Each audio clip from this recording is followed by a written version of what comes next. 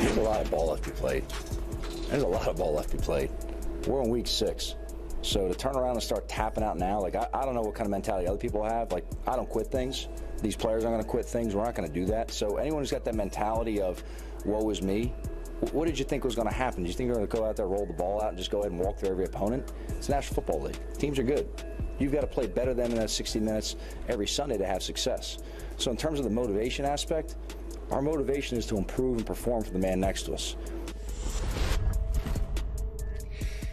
What do they say? Quitters never win, but there's no guarantee that non-quitters win either. Enter the New York Giants. I mean, we don't expect them to quit. We don't expect them to lay down. They're all playing for their own careers. Even when the cause is lost collectively, your individual effort, which is captured on film, or lack of effort or lack of skill, which is captured on film, will determine your future employment with the Giants or some other NFL team. So there's motivation all the way through to the final gun of the last game of a lost season for the players to play as hard as they can. Definitely. So that's what makes the sport great. I don't.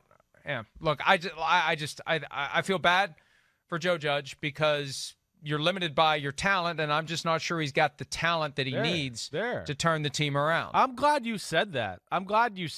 You know, again, like, listen, hey, heartbreaking loss. They should have beat Washington football team. We talked about Atlanta in week 3. They should have won that game. I mean, they could be sitting here in 3-3. I mean, really. And of course, they have themselves to blame to a degree. But, like, people here in New York, of course, want Joe Judge's head and Daniel Jones' head after last week. I watched that game closely on film. They were outclassed. They were outclassed by the players on the field, like you're talking about. They were going to have to play almost a perfect game to stay competitive. And it's hard to play a perfect game when you can't block the other team's defensive line. I'm just sorry. You know, Giants fans are being a little unrealistic right now to where I want to go, really? Like, I know it wasn't perfect, but they had no chance in that game at all. The Rams are flying high. You know, they've kind of got their defense figured out. We know the offense is good. If it isn't for 2 quarters against the Arizona Cardinals, I mean, you know, of course, they played at as high a level as anybody in the game the whole year. So that's where I think people are dropping the ball too.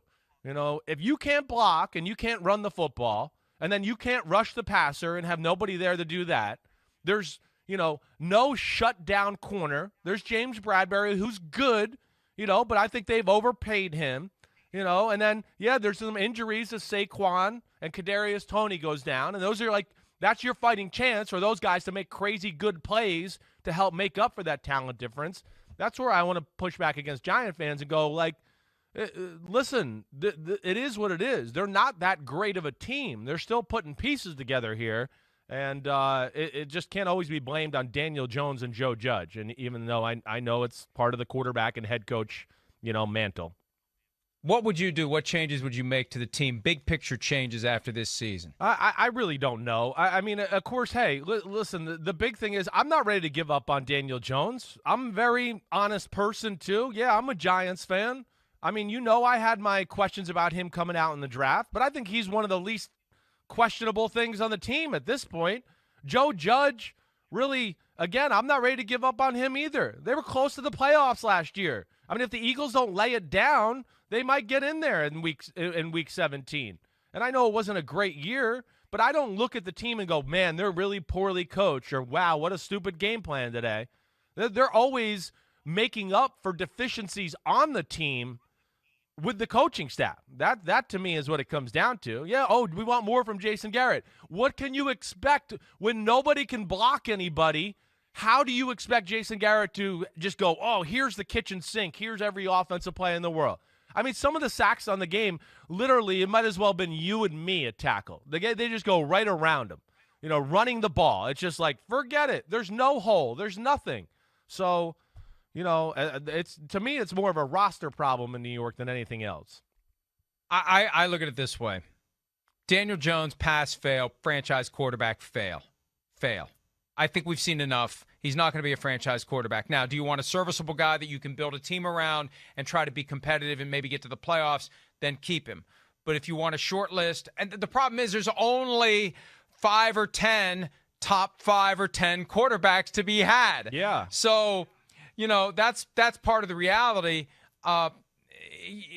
it's harder and harder to become a franchise quarterback as more guys become franchise quarterbacks, if that makes any sense, and there's a chance it doesn't.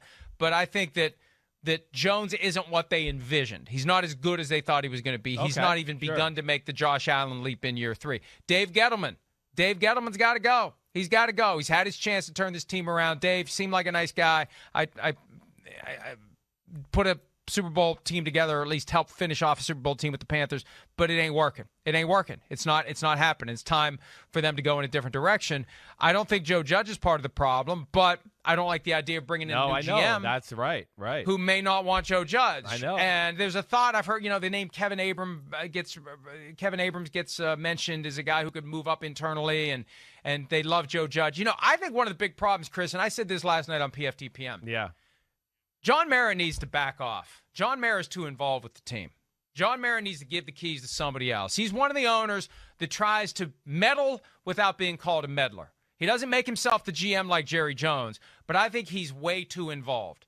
And the best thing an owner can do is just surrender the keys to someone you trust, get out of the way, go be a fan, worry about counting the beans, making the money, and just sit back and wait and have patience and give your team a chance to develop.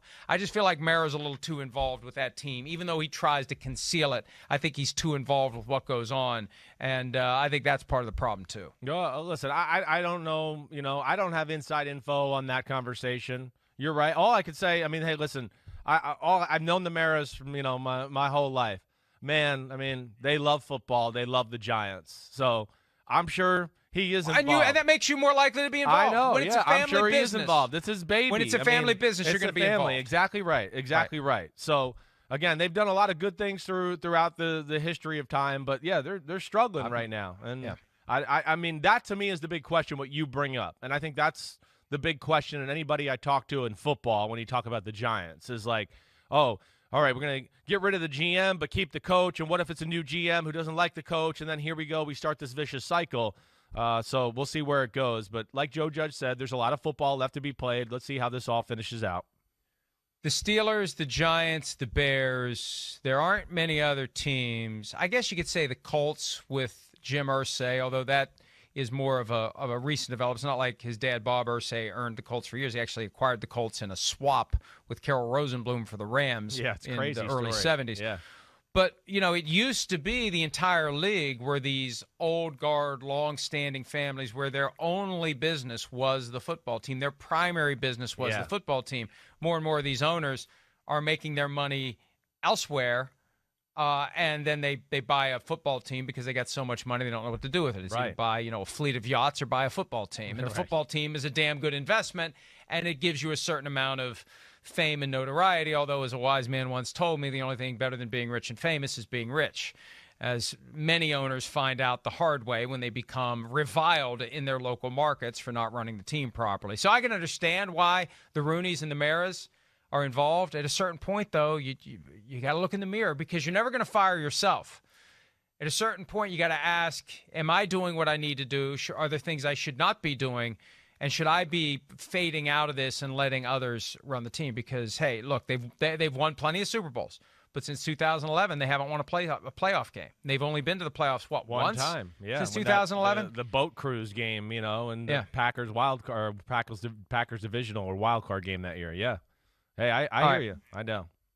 Where you want that was the airing of grievances segment. So I didn't really have a grievance because I already emptied the tank with the Baker Mayfield talk and the Washington football team investigation. So I got nothing else. Can I say one thing? Can I say one thing? Like, just with remember how we had the conversations about going forward on fourth down, right? Yesterday and some of that stuff.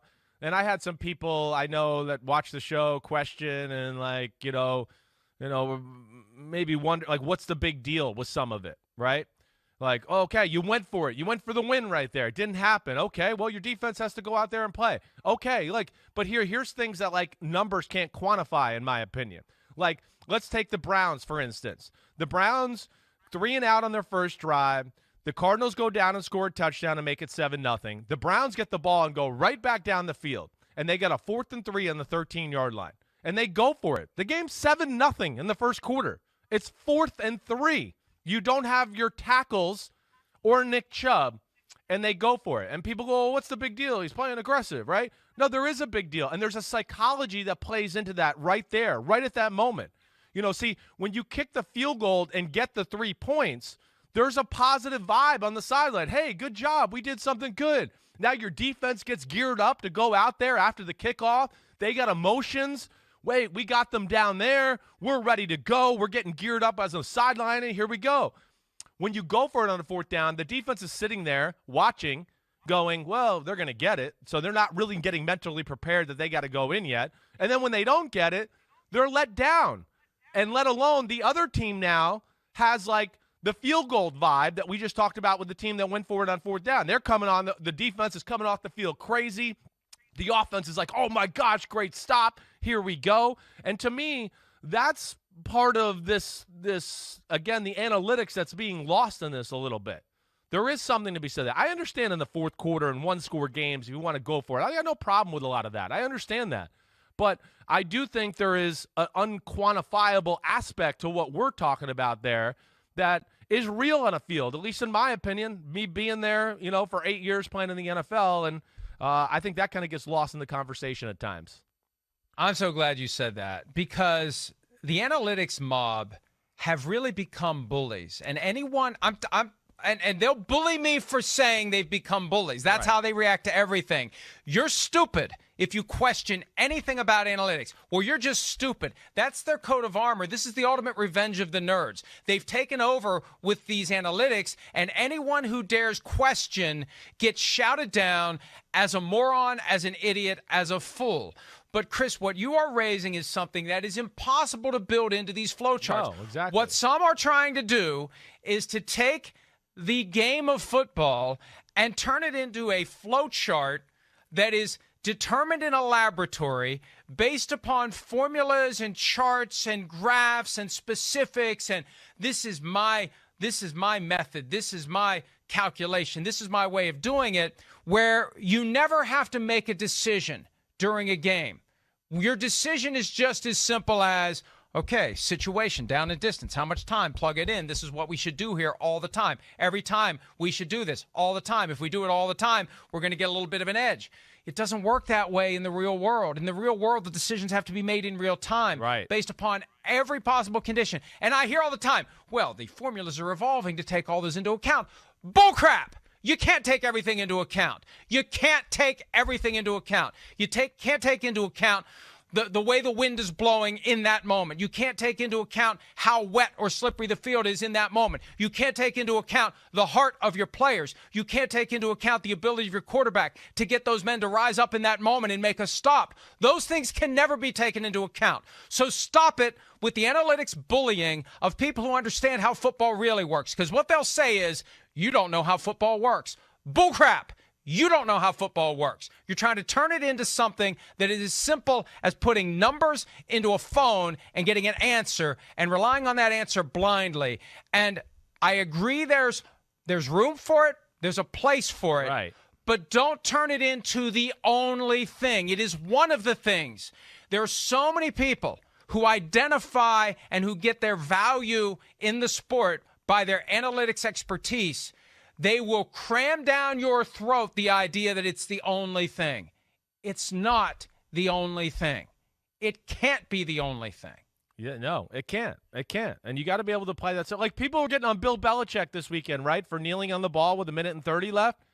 I mean, like, I'm sure, the analytics crowd to a degree was going, well, if they go down and kick a field goal, it increases their chances of winning. Yeah, but they don't have that great of an offense. And what if they give the ball back to maybe the best offense in football and they go down and score? How does that play out? Like, Bill Belichick was happy to go in 14-10. He was going, holy crap, we survived the first half. We made 2 miracle turnovers and slowed down the Cowboys to 10 points. The team who runs on everybody and throws on everybody. No. I mean, the real problem there was Mike McCarthy. Why did you let the Patriots off the hook is what I want to say. Again, you have the greatest offense in football. That's what you need to be the driving force behind. But again, so I'm glad we agree with that. But I do think that aspect gets just glossed over a lot of times. Same thing with like the Jaguars and them going for it late in the game. Go up the touchdown. Give your team a positive vibe. Instead, you gave it to Miami, and they went down and scored a touchdown because they're invigorated by their defense, and, whoa, we got a chance to score a touchdown and win the game right here. You almost gave us another Simms. I almost You almost did. said invigorized. Invigorized. It sounds good. I kind of like it, though. Yeah, and there's a chance it's Chris Simms, accidental scholar. I'll have to look it up during the break. By the way, at some point before the end of the show, we will tell you where scot-free came from and that it really isn't scotch-free. Let me just say this, and then we have to break. Yeah. Here's the thing that pisses me off more than anything else. The people who look at football as a physical, visceral test of wills between... and anybody who's played at any level, you played at the highest level, I played at the lowest level, and I don't make any bones about that. But you understand, it isn't precise. No. It's far from precise. Right. But we don't say to the analytics crowd, sit down and shut up. You have no seat at the table. You should have no voice in this. We're not saying that. The problem is, that's what they try to say to the people who understand how it really works. Their attitude is, you sit down and you shut up, and you're a moron if you don't bow to the altar of analytics. And that is offensive. And they need to ask themselves, now that the nerds have the power, they're behaving the same way the bullies always treated them. Do you really want to be treated that way? They're the bullies now. They're the jocks who are trying to stuff the jocks into a locker. Yeah. There's an irony to it, and I think I've used the term the right way. Let's take a break. Power Rankings time when PFT Live continues. Hi, I'm Mike Tirico, and thanks for watching. Make sure to hit subscribe for the latest news and highlights from NBC Sports.